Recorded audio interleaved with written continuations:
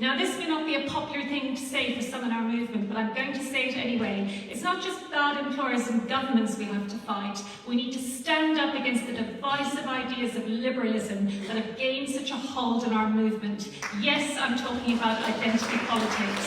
At a time when women need the trade union movement more than ever, they are leaving the movement in numbers or not joining, and there is almost complete silence and denial about this. Women are 50% of the working class. There can be no class struggle without us. Throughout history, women have played powerful roles in supporting strikes, protests and struggles. We heard earlier from Women Against Pit Closures and the key role they played in Orgreave and elsewhere. But far too many great women leaders have been written out of history. Why? Because in spite of some small progressive changes in our movement, it continues to be dominated by men and by male interests.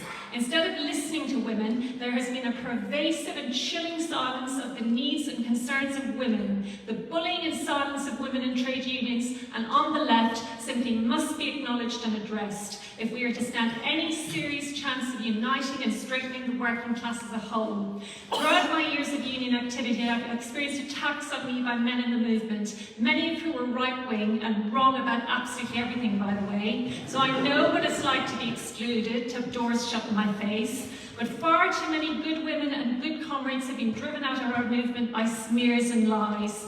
Why? Because they've argued in defence of women's sex-based rights. The smearing, lies,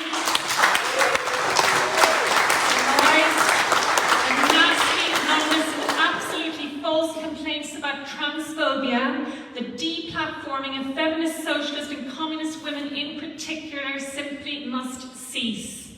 Because women are leaving unions. Why? Because many believe unions are leaving them. If we allow this direction of travel to continue unchecked, and I do not exaggerate, it will have the most devastating consequences for the entire working class in years to come.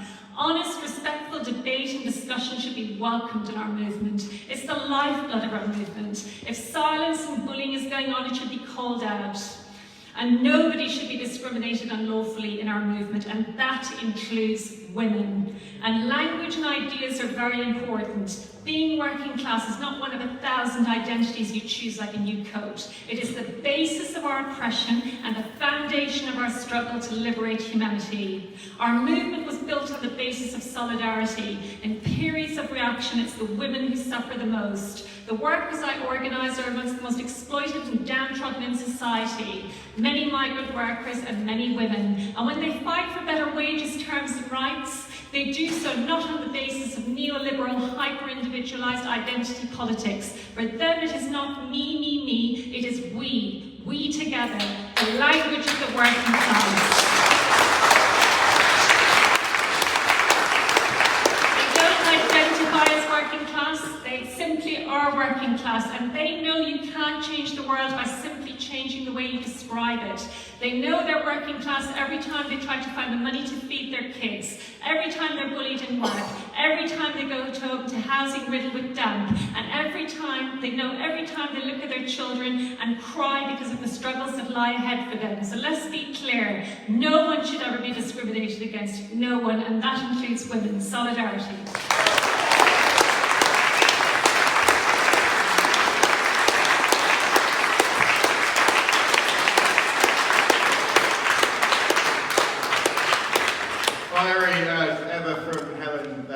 A really inspirational call to arms on behalf of working class women, and I think that the point as well about avoiding the kind of witch hunts that divide the left, that we sort of do so much damage to the Labour Party over the last sort of few years, is a really, really important point as well, because unity against the employers and against the ruling class is the only way in which we're going to win.